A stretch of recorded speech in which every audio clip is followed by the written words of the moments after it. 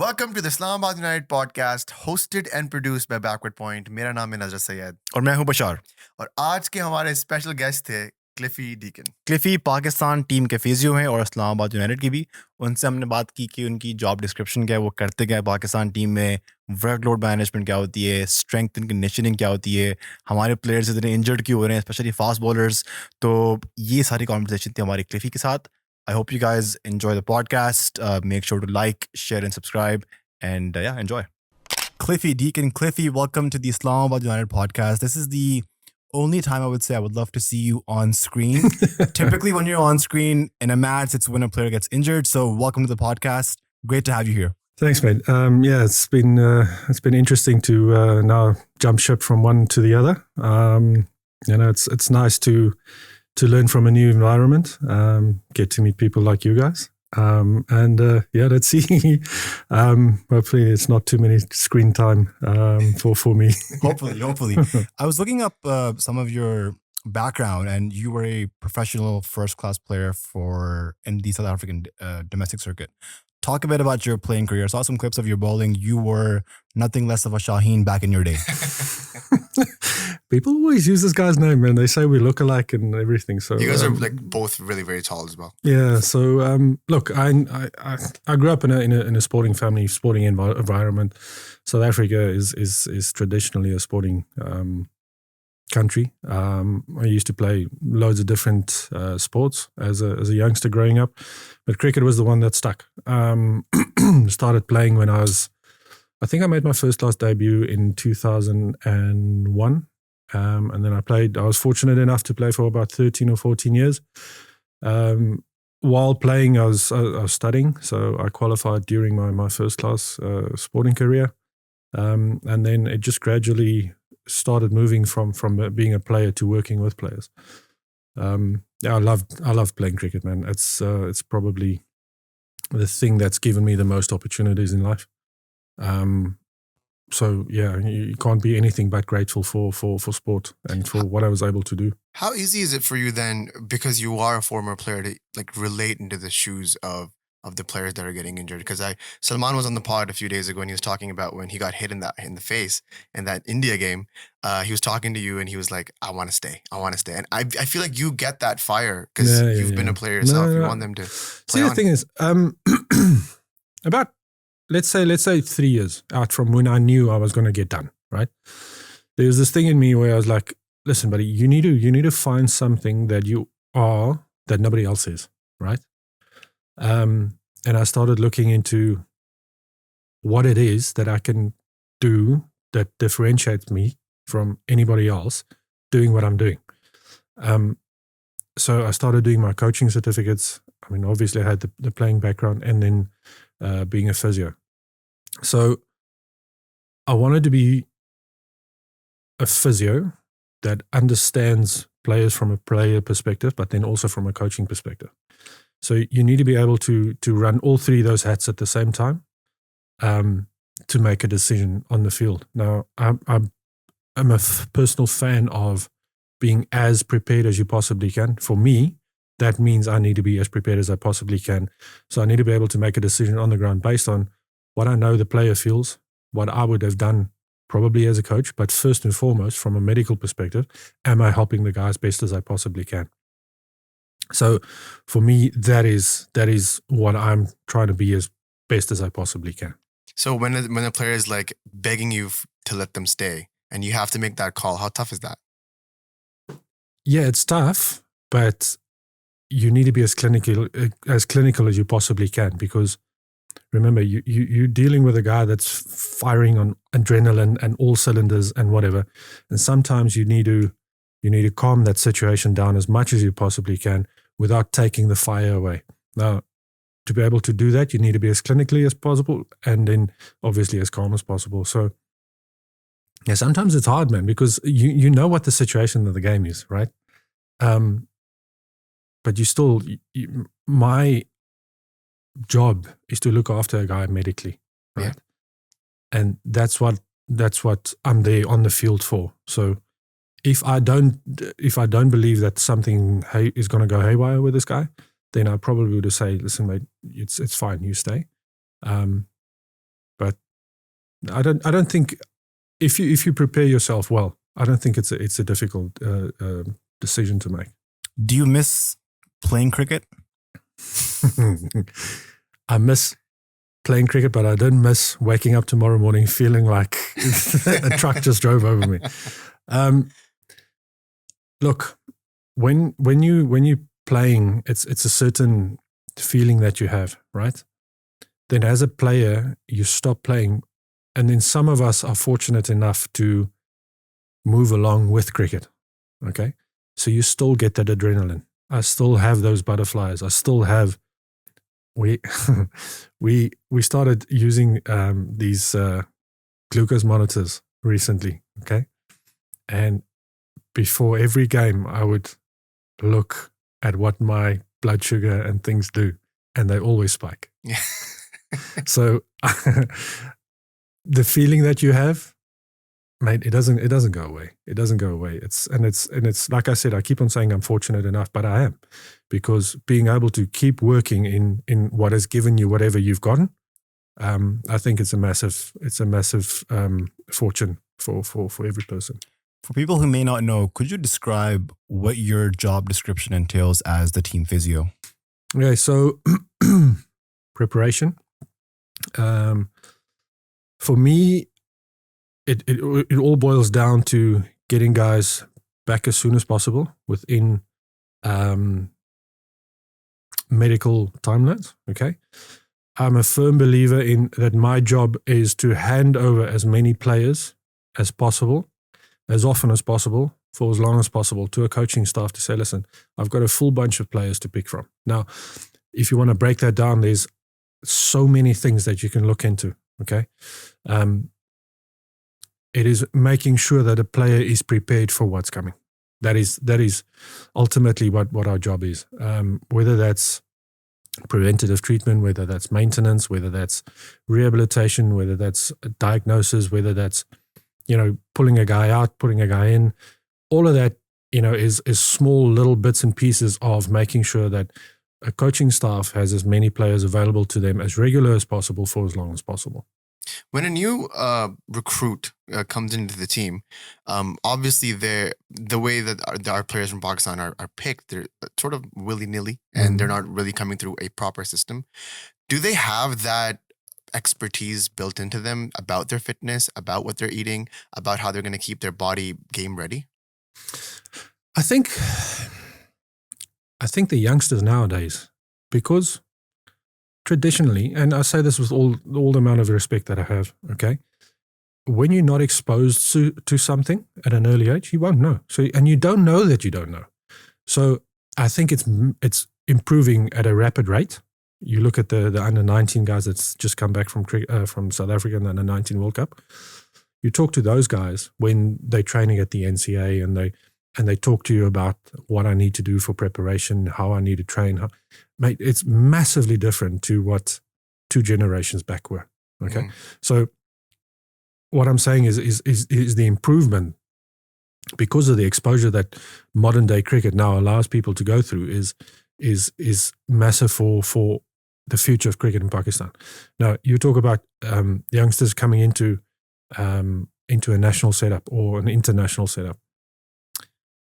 There were players that have never seen the inside of the gym, right? Yeah. Now, it tells you 2 things. It tells you that the guy's not had the exposure, but it tells you about the talent pool, the natural talent pool that lives in Pakistan. I mean, I have never in my life seen as many talented youngsters wanting to play cricket for a country. I mean, it blows my mind at every net session I've been to. There are bowlers lining up from here to where the sun doesn't shine. And they all, I mean, they're brilliant at what they do. So, slowly but surely it's changing. But man, what talent we have in this country. Yeah, it's ridiculous. I totally agree with that, because yesterday at the camp, there were club cricketers trying to bowl at the international cricketers, and we had Shadab batting and Salman Liaqa batting, and they were giving them a run for their money. I'm going to be honest. I saw a few beads of sweat coming down, and I was like, wow. And these are club cricketers, like 16, 18-year-old guys. Yeah. And they're some of the best I've ever seen. Do you think we have a problem of a lot of quantity of players and less quality? Because, like you said, we have a lineup of fast bowlers everywhere in Pakistan, but the last Pakistani pace bowler who took 200 test wickets was Waqar Yunus back like 20 plus years ago. Yeah. So do you think it's a problem of quality in the Pakistan team? You speak of Test cricket, right? You need to go and look at the volume of Test cricket we get to play nowadays. It's not as much as it used to be. So you compare 2 years ago, Shaheen and Hassan they took 50 wickets in a Test calendar. I mean, that's a lot of wickets, right? Quantity is, I mean, we know it's massive, but what it also does is those guys, you have to be good if there's so many of them, right? To be picked up. So I don't think the quality goes down at all. I just think there's so many of them that all look so good that you can't really distinguish until they get a run in first class cricket or in international cricket or whatever. And then you get exposed to higher volumes, higher intensity, higher whatever. And then, sometimes there's a little bit of shaving here and a little bit of sanding there that needs to be done to get the fine print 100% and the coding 100% for each of those players. But I don't think there's an issue with quality, nor with quantity. I mean, the quantity is immense. It's massive. It's immense. You've been with the Pakistan team since 2018. Talk about when you initially got the job. How difficult was it for you to move from South Africa to Pakistan, where the culture is different, the language is different? Speak a bit about that. So let me talk to you about how all of my physio went. Okay, so I grew up in a very conservative environment. Okay, then my first job as an international physio was with the South African ladies team. Okay, so now you go from a historically male dominated environment, and then you've got to start working in a female environment. So I know I'm the one, and that's where I learned this, right? So I'm the one that's moving from my environment into somebody else's environment. So I have to adapt to that environment. Otherwise, who am I to say, no, all 20 of you must now follow me? That's arrogant, okay? So then I was doing that for about two and a half years. Then I moved from inland South Africa, which is the more conservative part, to the coast. So now, that was after the 2016 T20 World Cup in India. I had to make a move. If I wanted to work in international men's cricket, I had to move from national or international female cricket to domestic men's cricket. And I got the opportunity to go do that, but I do it at the coast in Port Elizabeth. So that's a different mindset, okay? It's more relaxed, things aren't as rigid. And so it's a new environment again, okay? So now I do that for 2 years. I learn from that. And then I get the opportunity to move out of South Africa, different religion, different culture, different everything. So I think the 2 jobs I had before moving to Pakistan kind of groomed me to be able to say, okay, listen, buddy, you're moving out of South Africa, different culture, different environment, different religion, different everything, okay? You remember, you are the one that's moving into somebody else's environment. But in saying that, the coaching staff at that point was Western, okay? So it was a little bit easier to integrate myself with the coaching staff and then to learn from the players, okay? Biggest lesson I've learned. The way that you grow up, the way that you learn something to be done, there's different ways getting the same result. I think it was so funny yesterday. I was eating and Cliffy was sitting in front of me and Rehan comes in and talks to you in Urdu. And you just totally understood everything. And I was like, no way you just understood whatever Rehan said. And Rehan was like, yeah, ask him. And you gave me the exact translation of what he was saying. So how have you picked up the language now? Is it like you're fluent in it? No. So there's nothing fluent about it.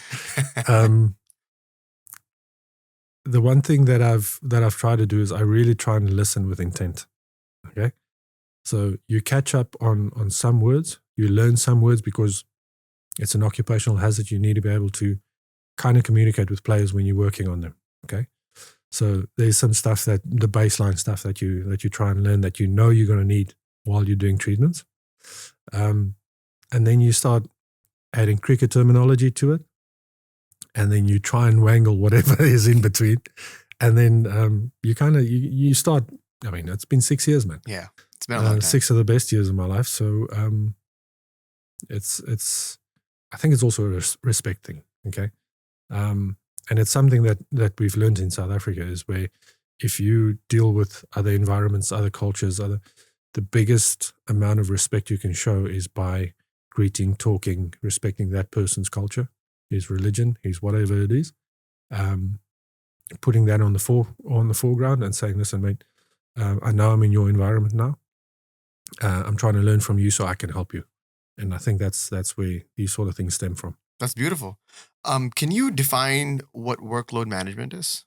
Righto. So, I mean, this is a tricky one. No, it's not a tricky one. It's a very all-encompassing kind of thing. Okay, so workloads involves pretty much everything a player does, whether that's skill training. So skill training you break down in batting, bowling, fielding, throwing, then S&C work. Which part of S&C are we talking about? Are you talking about baseline, aerobic, anaerobic, speed endurance, strength endurance, explosive? So you add all of those things into a boiling pot. And you say, okay, what is this player capable of doing right now? What do you want the player to be able to do at a certain point in time? How do you calculate that? How do you calculate this? How do you bridge the gap in between? When we started talking about what I do as a job description, right? We spoke about what my main aim is, and it's to be able to have these players ready for all the coaches for as long as possible, as often as possible. So it's making sure that you know what they're capable of doing now, you know what they need to be able to do in a certain point in time, and how do I bridge that gap in between? We talk about, let's take an example, right? I'm now going to speak to the S&C for the under-19 team, right? We've got some of the youngsters coming in. I don't know what those guys have done, right? So I need to get the info from him. I know what we need from them for these next 4 or 5 weeks, right? So where are they? Where do they need to be? And how do we make them to get there without having any issues and sustain all of that that's coming at them? Because the body can take what the body can take. No? So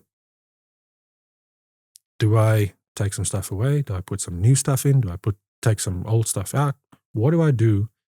Which ingredients do we put in? What do we take out so that we can get a very good product at the back end, having these guys play at 100%? Because there's nothing more from a player perspective, walking onto the field knowing, I mean, I have done whatever I need to do to be able to play this game at 100% without having any mind over matter kind of things, right? It's hard enough to play, man. You know, cricket's tough. Okay. Yeah. So a lot of the times people are like, oh, what do we have to do? This, that, and the other. You know what? Sometimes it's not about what you add. It's about what you take away. Because you want to simplify things for players as much as you possibly can so that they have a clearer mind. The more you put on their plate, the less clear their minds are. Make them as comfortable as you possibly can, knowing that they've done the work that they should have been doing, and then they can go play the game without having any issues. Perfect. This catapult GPS tracking system we were talking about yesterday in the van, how helpful is that? And do you also work very closely with the S&C department? Yeah. Mate, it is such an amazing piece of electronic equipment, right? But you can have as many data input equipment, whatever, interventions, whatever you want to call these things, right? It is only a starting point for discussion. Okay, why do I say this?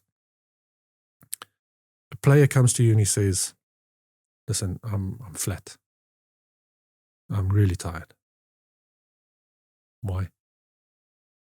Okay, if you have tracking data of a guy and this guy has shown that he's tired, okay, you know why he's tired. If it doesn't show up in his workloads, then something else might be going on. Is it an emotional thing? Is there something at home that's bothering this guy?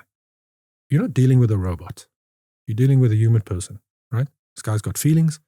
There's stuff in his mind. There's stuff in his heart. There's things that influence people that you do not see, right?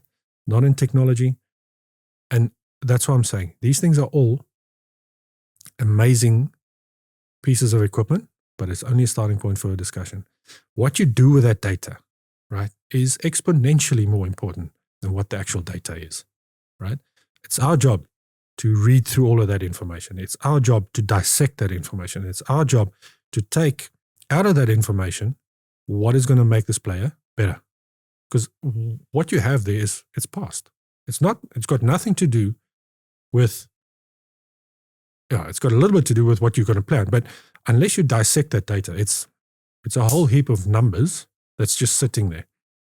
So it's amazing, because what we can do from that is we can tell you exactly the distances players cover, the pace they cover them at, how much work they put into it. And that in itself tells you, remember I said, what we're going to need for players in the PSL. Okay, so PSL is a T20 game. We know what the national and international cricketers do in a T20. They cover a certain amount of kilometers at a certain amount of, or certain pace, right? They bowl a certain amount of overs. And for argument's sake, there's 3 games a week. There's 1 training session, so you've got 4 sessions. Okay, that's what you need. Okay, that's what the product is that you need to get to. Now, what is he capable of doing now? So how do I bridge the gap from where he was to where he needs to be? And that's what this data tells you. The other thing that it also does is, how do I know a player is ready? A player is ready when he shows you the data that is necessary to cover in an international competition. He does cover. And that's easy to do. You put the thing on him, you make him play cricket, you make him train, you make him do whatever. So something we have now started doing a little bit more of is when a player is injured, all right, he comes back from injury, coaches tells you, how far is this guy from being ready? Like, well, he's doing 60% of what is necessary in a competition. So he's 60% fit. Not, oh no, his hamstring is X, Y, and Z, or his lower back is a 7 out of 10 pain or whatever. No, this guy is able to do 60% of the work that is necessary in a competition. So he's 60% fit. How long is it going to take? You work on his acute chronic ratios, his workload, all right, monitoring. See how long it's going to take him safely to get from 60 to 100. There's your answer. What do you do when a player comes to you, and like you mentioned, they're fatigued, could be emotional, because there's a whole stigma around mental health in Pakistan. So what do you do when that happens? I treat people as people. Okay, you cannot disrespect those aspects of, because it has an influence, right? It's our job to minimize all the outside noise. Okay, remember I said we're trying to take some stuff away so that it streamlines players to be able to do whatever they need to do. The most important thing you can give a player is time and energy, right? So listen to the guy, right? That's the first thing. If a player trusts that he can discuss things with me without that information getting out, because the worst thing anybody can do is not being trusted, right? Now, I'm a firm believer in that. So whenever a player has something and he breaks that barrier, because remember, our egos get in the way. Yeah. Like seriously, man, our egos get in the way, right? Sometimes to our own detriment. Especially when it comes to those sort of things, especially, and again, I say this with respect, it's not as readily open in Pakistan where men can talk about emotional issues. Okay.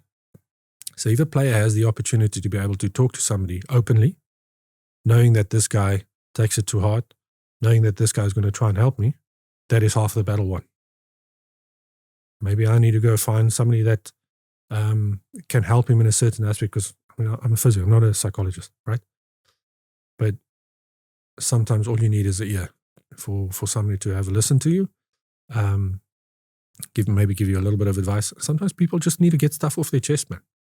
And then Vent it out. Yeah, they need to, scream at a wall, or whatever you need to do. Speak to somebody, and I think it's important for people to have that outlet. So what do? I listen. Pakistani people are a bit superstitious when it comes to the Pakistan cricket team. Before I throw words like, nazar or bad eye or evil eye at the Pakistani team, we've seen sort of a series of some of our best bowlers, fast bowlers specifically, get injured quite often. We just hanging out with Naseem the other day, and he just came back from a World Cup ending injury, and Shaheen was injured famously last year for quite a long time, and his recovery, it's complete, but still some people have doubts about it. Are Pakistani cricketers fatigued, or what's going on with that angle of it? Because it just seems like Pakistani cricketers are just sort of getting more injured than the other players. Like Abrar went to Australia before he could play an international game, got injured in a tour match, out of the series. I think Khurram Shahzad played the first game. Got injured after. Like, there's a series of events going on that are sort of correlating. Can you talk about that a little bit? Look, I need to.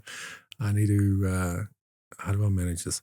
So, look, whatever you say, we'll cut it out. No, that's fine. Did you ever read the article on Cricket Info just before the World Cup about the number of players of each country that was injured? I might have missed it. There was a whole World Cup 11 of injured players. Oh yeah, I saw that. Yes. How many did Pakistan have? I'm failing to remember. I think Naseem was there. He was the only one. Yeah. Pakistan had one significant injury last year. That was it. Australia had 7 before the World Cup. Some of those guys broke fingers, blah, blah, blah, right? So, yeah, I get that there's this thing about players getting injured. But players are going to get injured, okay?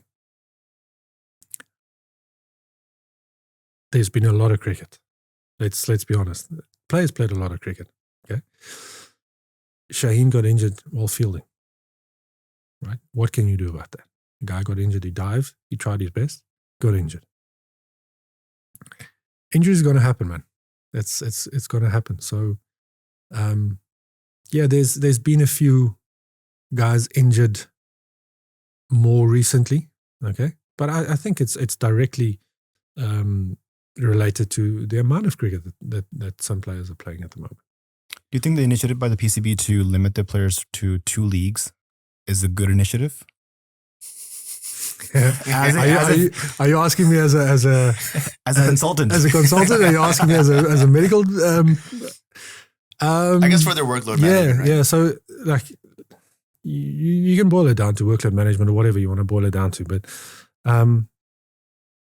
again, I'm going to say the same thing that I keep on saying is my job is to make sure that players are ready for international cricket.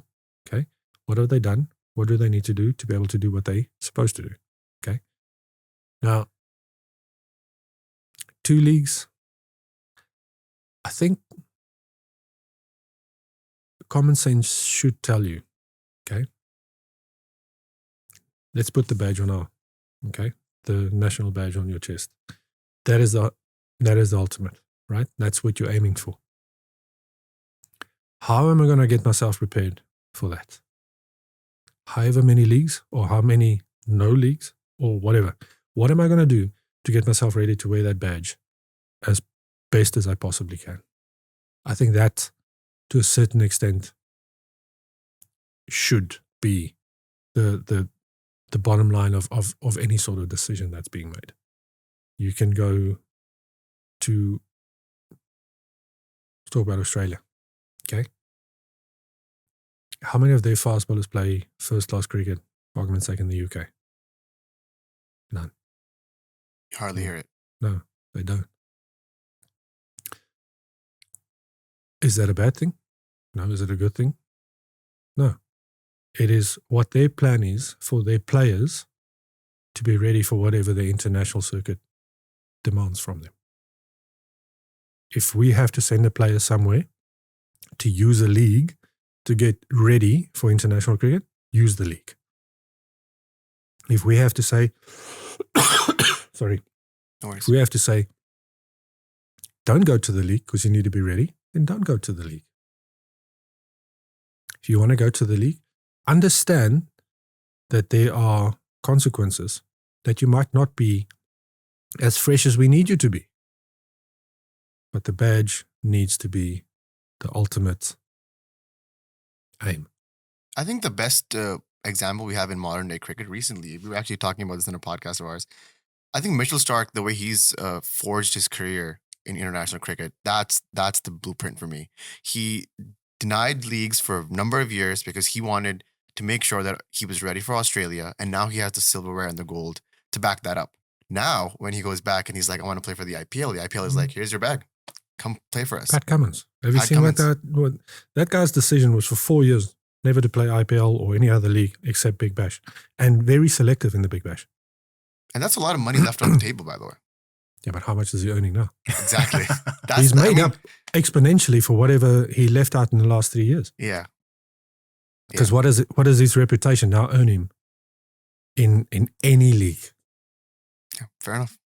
The first time that I ever heard of your name was from Mohammad Amir. He mentioned that he was sort of overused in the international team. And Dale Steyn once famously said that it's good that fast bowlers can wear long sleeve shirts and long pants. So all the strapping, all the taping is hidden. Is that the case with most of the Pakistani bowlers, where we find one bowler and we keep using him until he breaks down? You need to ask the coaches that, bro. Yeah, so Amir I met in 2018. He was obviously the frontline bowler for the national team at that point in time. And was he overused? People could say he was overused. People can say whatever, you know. He was winning games of cricket for Pakistan. And yeah, no, I can't say that I would have done anything different, no. Would you recommend a better rotation policy for the frontline Pakistan bowlers? First thing you want to do for a rotation policy is make sure that your pull of players is all on the same level. How do you do that?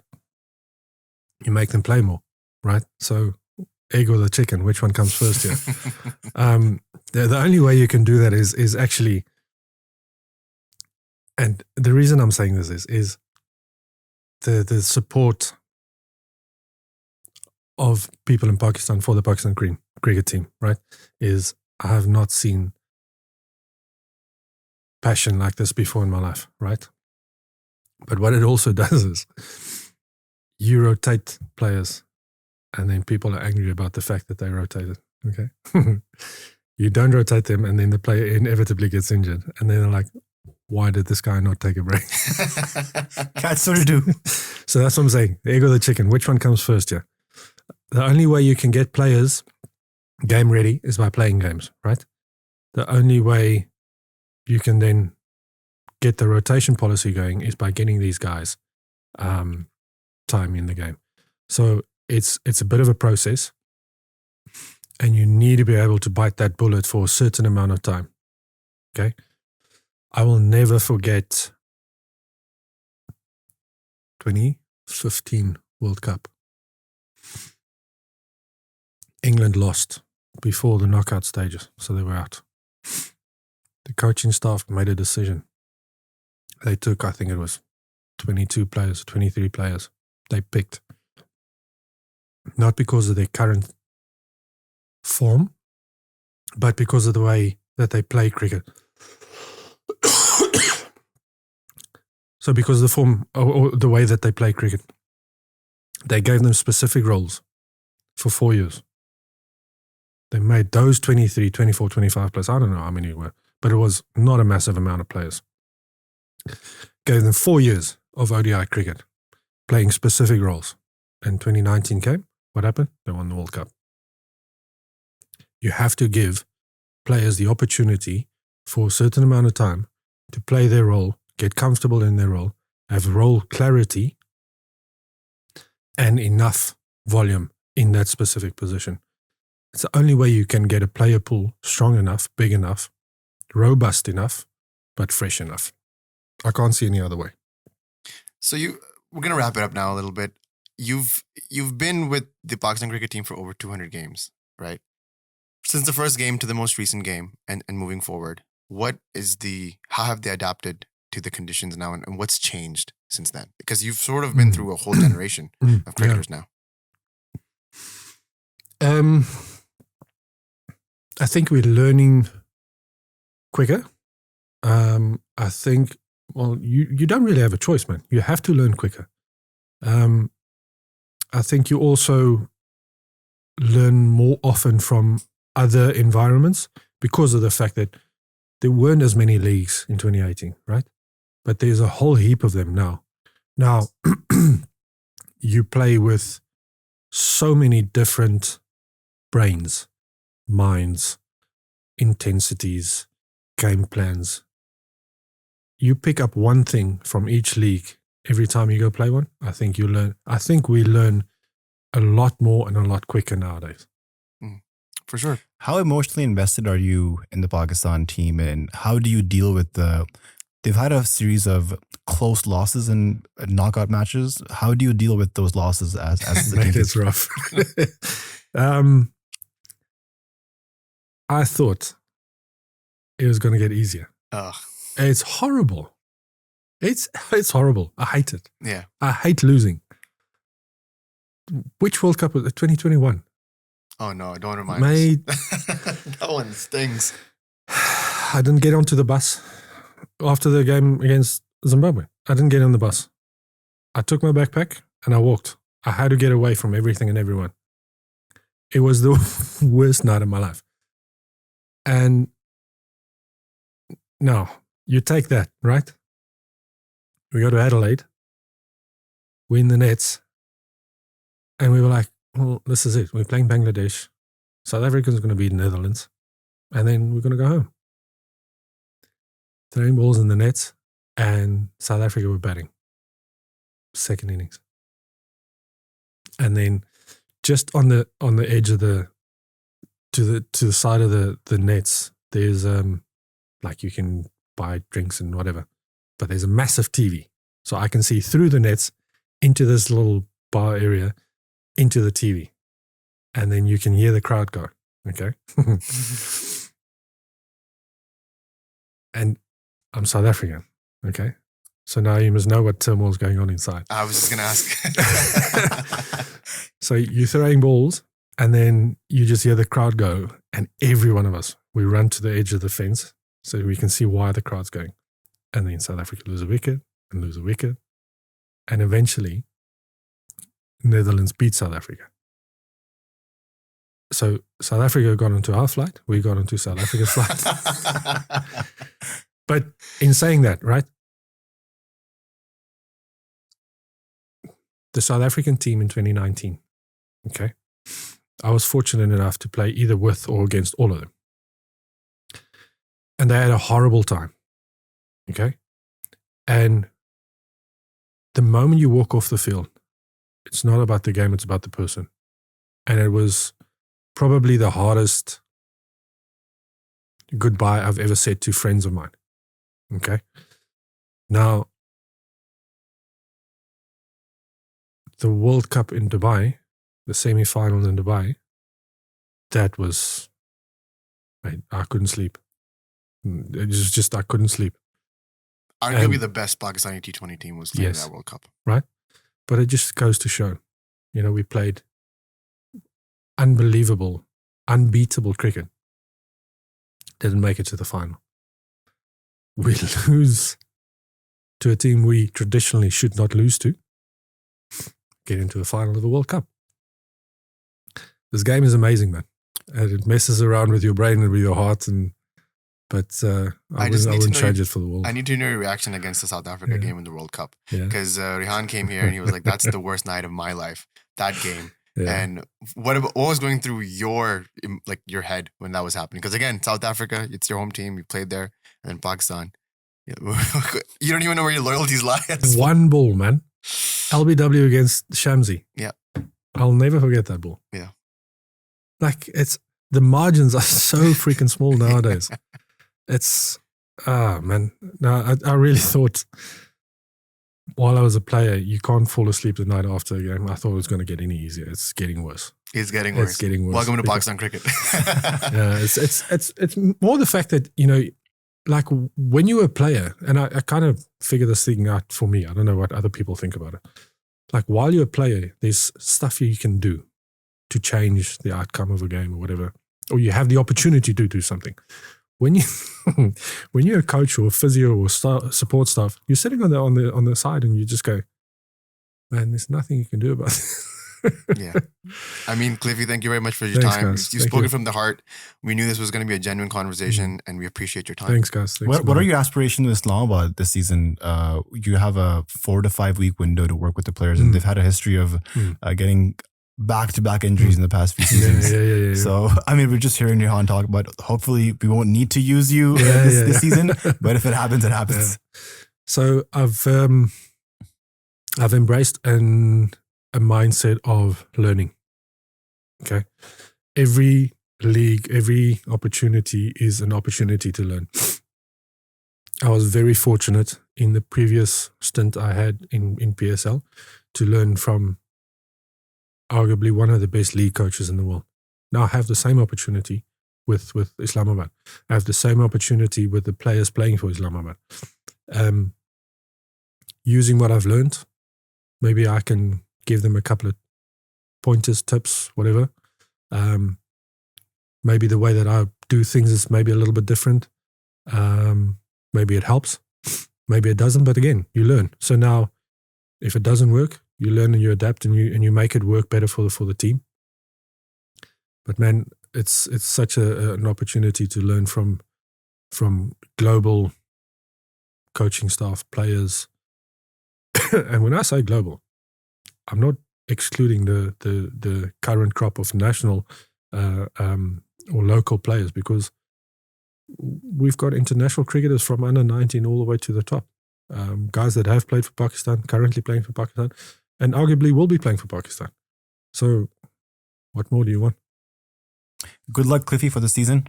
Great to have you on the podcast. It's been a pleasure, and we wish you the best of the luck for this season and the coming years. Thanks, man. Thanks. Appreciate it.